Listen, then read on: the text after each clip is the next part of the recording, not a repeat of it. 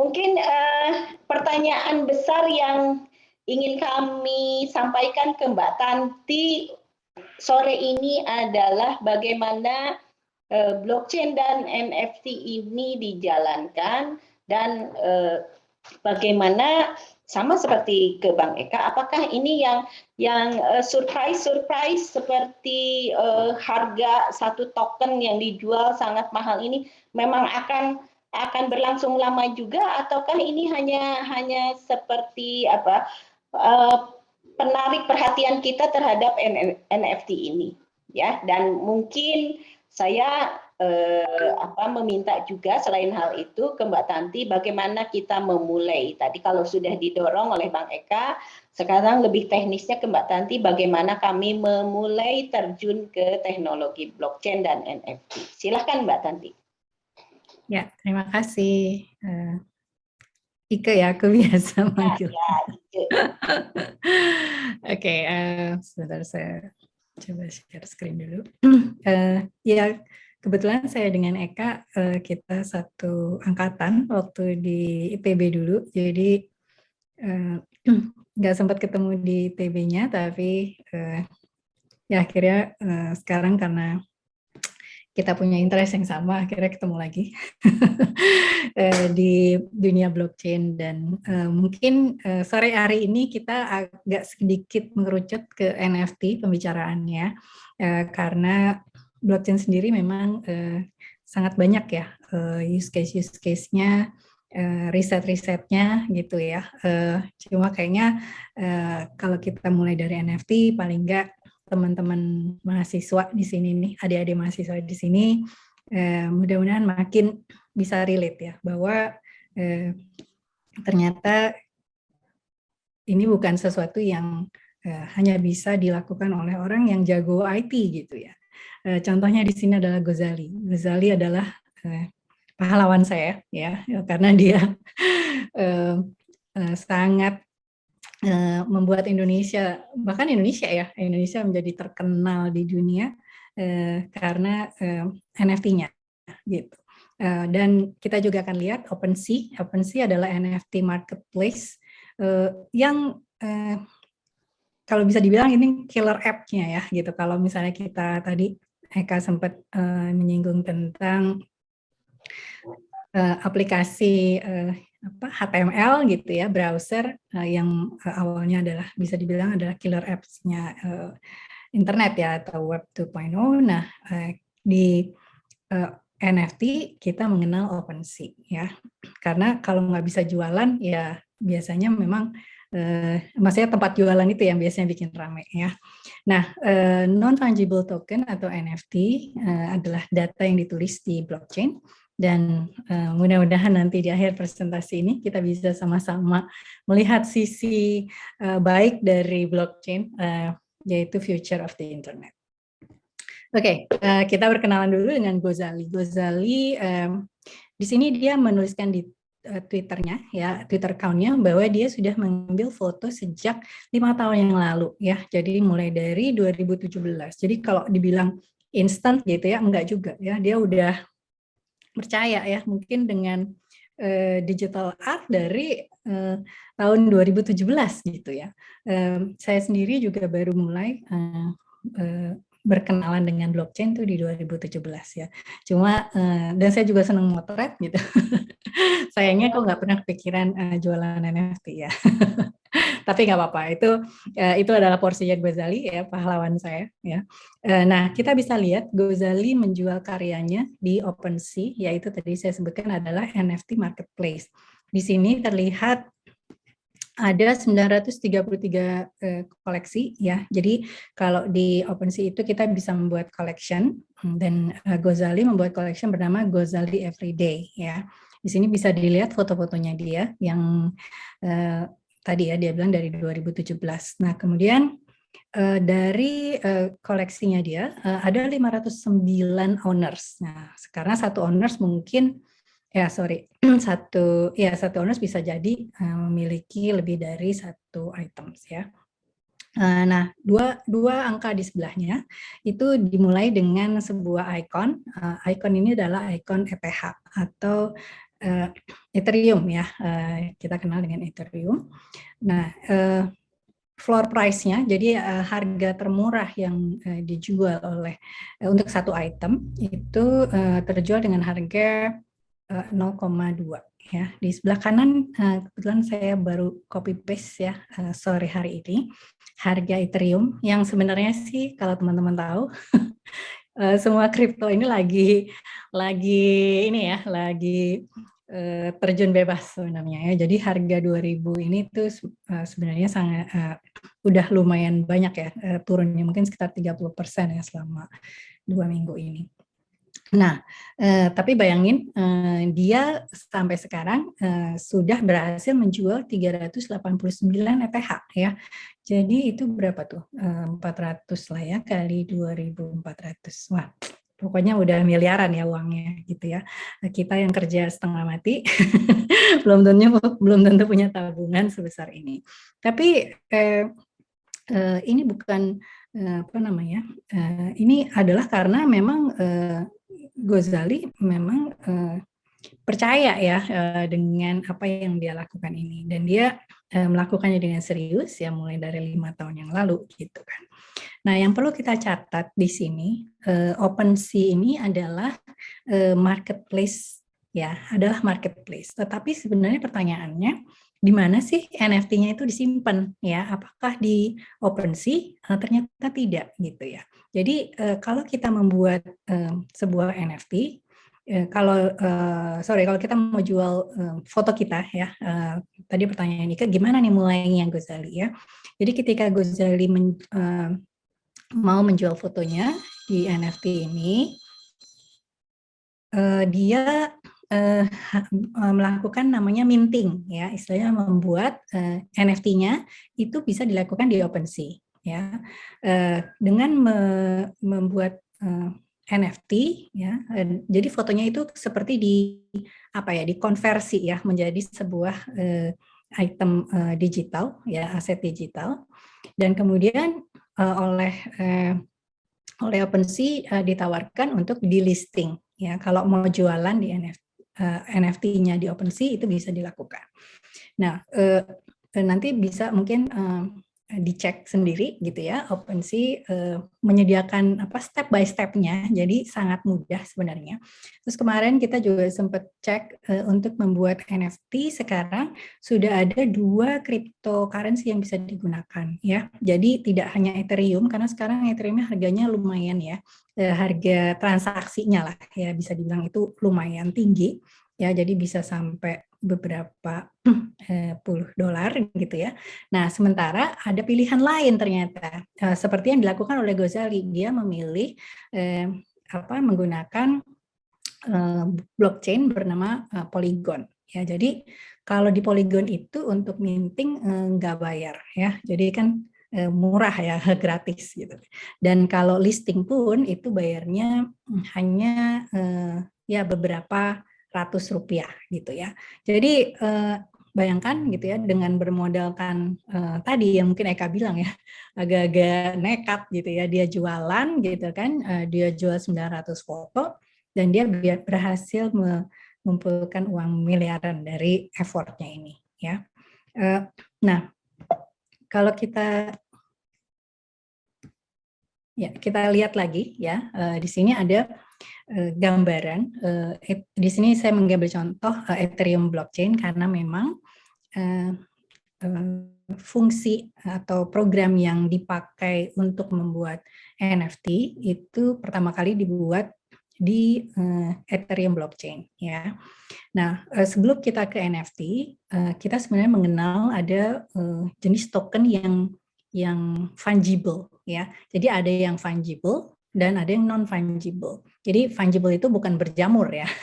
Teman saya ada yang bilang, oh itu nanti artinya tokennya nggak bisa berjamur gitu ya. Jadi fungible itu artinya bisa di interchange atau bisa dipertukarkan. Seperti halnya kalau kita dengan uang yang kita kenal ya, mata uang yang kita kenal, kalau kita pegang rupiah, saya pegang 10.000, nggak ada gunanya tuh ya saya tukar sama 10.000 yang lain gitu, karena ya kan sama-sama 10.000 gitu.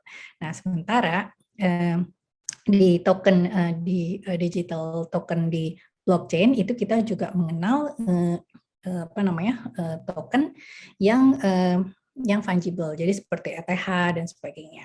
Nah, kita lihat lagi di sini ada blok yang berwarna ungu ya, Ethereum blockchain dan ada ETH atau Ether. Nah, Ether sendiri di blockchain adalah merupakan native asset ya, kita menyebutnya native asset karena kalau kita bayangin seperti ini, Ethereum blockchain atau blockchain yang memiliki native asset ya, itu bisa kita bayangkan seperti komputer besar ya yang tersedia buat publik untuk menjalankan apapun function yang sebenarnya kita inginkan ya. Jadi function yang kita inginkan itu nanti kita bisa tulis di dalam sebuah smart contract istilahnya. Atau kalau di sini contohnya ERC20 contract atau ERC721 contract itu untuk membuat token yang fungible dan yang non fungible.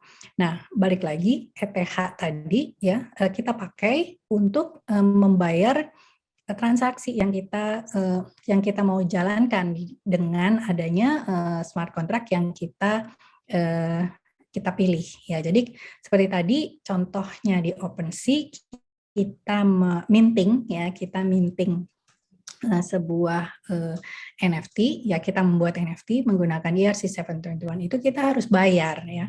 Bayarnya dengan apa? Bayarnya dengan koin native-nya, jadi bayarnya dengan ETH. Nah, kalau misalnya di Polygon ya, sebenarnya Polygon itu native-nya itu atau tokennya itu bernama native-nya ya, native asetnya itu bernama Matic. Akan tetapi yang di-run oleh Polygon itu adalah ERC721 di atas Ethereum Virtual Machine (EVM). Ya, jadi sebenarnya yang di-run itu code yang sama. Ya, jadi ini yang menarik dari smart contract atau dari code yang ada di blockchain. Ya, jadi kita bisa mengambil fungsi gitu kan yang tersedia open source gitu kan, kemudian kita run untuk keperluan kita gitu ya. Kita bisa copy kok ya, semuanya kebuka gitu ya. Jadi secara teknis kalau mau belajar smart contract ya, ini adalah pembelajaran yang paling bisa dibilang paling murah ya, karena semuanya kan tersedia ya, semuanya open source gitu. Nah, di sini yang kita perlu catat dari OpenSea market gitu ya, bahwa foto atau NFT yang dibuat ya itu tidak disimpan di marketplace-nya. Kalau kita kan sekarang terbiasa seperti itu ya, ketika kita misalnya mau jual barang kita, misalnya anggaplah di Tokopedia, di Shopee gitu kan, data kita akan disimpan oleh si Tokopedia itu gitu kan, atau Shopee ya.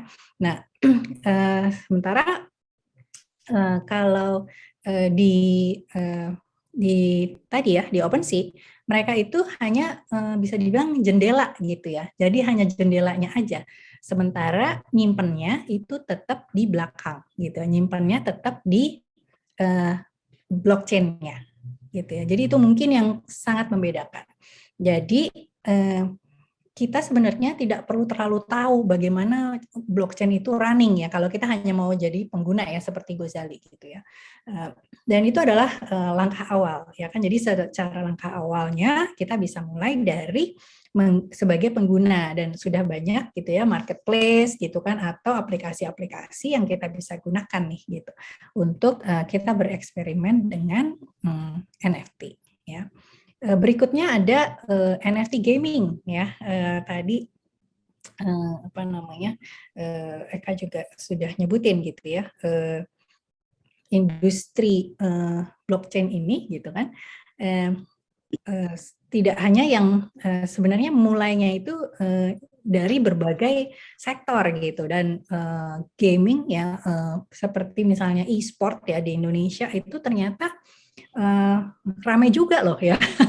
Jadi saya pernah beberapa waktu lalu ya mengunjungi satu sekolah digital gitu di Jakarta ya, dan di sana SMK gitu ya, dan mereka tuh kerjanya bikin game gitu ya. Tapi untuk bisa bikin game kamu harus main game gitu. Jadi di sekolah diajarin main game. Itu seru banget ya sekolahannya ya.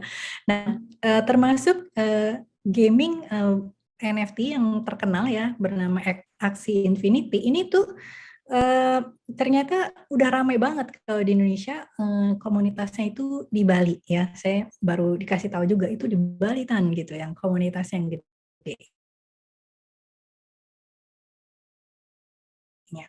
Nah, gimana caranya aksi ini? Sebelum main, kamu harus punya NFT-nya. Mereka jual NFT-nya itu sekitar 5 jutaan ya. Tapi ketika kita sudah bermain gitu ya, kita bisa menciptakan apa namanya barang-barang sendiri gitu ya. Jadi misalnya kita bikin apa shield-nya atau bikin pedangnya gitu ya, termasuk bikin avatar-avatar dan sebagainya itu diperjualbelikan dan itu harganya di sini bisa kelihatan ya. Jadi tradingnya itu sudah mencapai 3,6 billion dollar ya. Jadi angkanya tuh selalu fantastis ya kalau di blockchain ini. Apakah ini akan selalu seperti ini fantastisnya ya kita nggak tahu ya. But it's only becoming more interesting gitu ya setiap hari. Jadi balik lagi, masa sih kita cuma mau ngeliat aja gitu ya.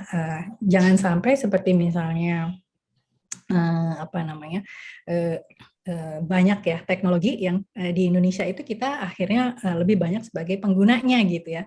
Ini kesempatan gitu ya buat kita karena semua orang juga masih belajar gitu. Jadi semua orang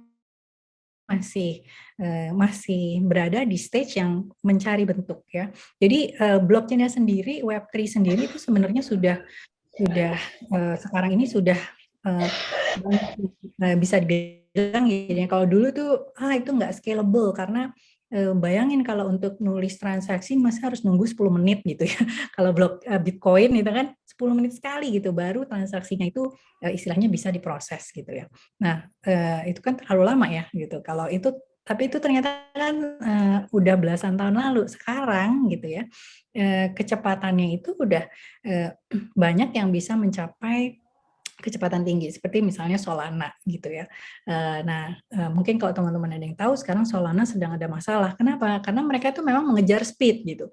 Tapi bukan berarti itu gampang ya kan. Nah, tapi begitu itu jalan ya, berarti kan problem-problem yang sekarang ini dianggap menjadi penghambat di perkembangan blockchain ya bisa solve gitu ya. Jadi ide itu kita pikirin kira-kira kita mau mengerjakan apa dan untuk mengerjakan apa itu kita harus tahu juga kan ya, harus kenal gitu. Jangan hanya komentar gitu ya, apalagi yang negatif-negatif ya.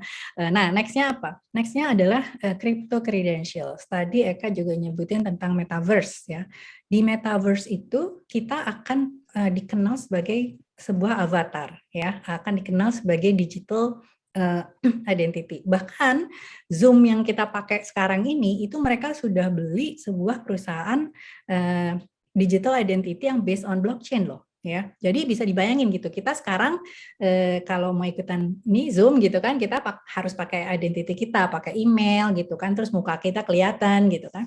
Nantinya it might be not like this gitu. Nah, crypto credential sebagai NFT itu digunakan oleh mohon ya. maaf, bisa dipersingkat. Kita cuma punya waktu 2 menit lagi. Nanti kita lanjut tanya jawab. Ya, oke. Terima kasih. Ya. Ya, jadi Crypto Credentials as NFT, Build Space ya adalah sebuah perusahaan edukasi yang memberikan proyek-proyek setiap minggunya gitu ya, dan kita bisa ikutan bikin kayak gini, create an NFT game gitu ya, bikin Solana dan sebagainya, dan mereka ngajarin dan kalau kita bisa nyelesain pekerjaannya atau proyeknya dalam waktu yang ditentukan, kita akan dapat NFT-nya. Nah, apakah cuma di luar negeri ini ya yang melakukan itu? Ternyata enggak gitu ya. Di Teaching Factory Network P2MS ITB ini tadi Bu Ika menyebutkan bahwa kita akan punya kelas-kelas terutama desain dan analisis sistem, dan kita juga akan punya kelas magang pengembangan NFT yang akan mulai di kantor kita gitu ya, di Inamart magangnya, tetapi harapannya ini tidak berhenti di sini. Jadi harapannya teman-teman yang ikutan nanti, mahasiswa yang ikutan di kuliah maupun magang itu nanti sertifikatnya sudah langsung NFT ya. Jadi langsung gitu, langsung mempunyai apa namanya experience tersendiri gitu ya, bikin wallet gitu, bagaimana sih bikin wallet, kemudian beli apa namanya cryptocurrency itu kayak gimana gitu, dan nantinya sertifikatnya itu akan langsung masuk ke dalam walletnya sebagai NFT gitu. Jadi ini key takeaways-nya, Gozali itu is our hero ya, karena dia memperkenalkan kita kepada blockchain, memperkenalkan kita kepada NFT. Dan this is my last slide ya. Kita bisa diskusi tentang ini.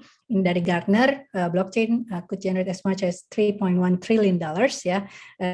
In new business value. Jadi new business value ini yang mungkin kita harus temukan ya, karena nggak sama business value-nya. Jadi kayak NFT itu kan dulunya orang kalau jualan art harus fisik, sekarang ternyata bisa digital ya. Nah, by 2030 dan half of it by 2025. Jadi 2 tahun lagi nih gitu, 2-3 tahun lagi akan setengah dari 1,5 triliun ya berarti ya, itu bisa di develop dengan bisa di create dengan adanya blockchain ini ya. Jadi ada decentralized finance, ada NFT, ada DAO ya, anything and everything is looks good, paling tidak sekarang gitu ya. Jadi ya apa namanya, mudah-mudahan dengan adanya Teaching Factory Network yang kita akan jalankan ya Bu Ike di ITB ini, mudah-mudahan bisa memberikan alternatif kepada para mahasiswa, dan tidak hanya di ITB ya, itu mungkin di universitas lain juga yang akan ikutan melalui jalur Merdeka Belajar Kampus Merdeka gitu ya, untuk sama-sama belajar, dan mudah-mudahan kita bisa memberikan seperti Gozali gitu ya, memberikan impact terhadap ekonomi Indonesia melalui blockchain. Begitu, Bu Ike, thank you.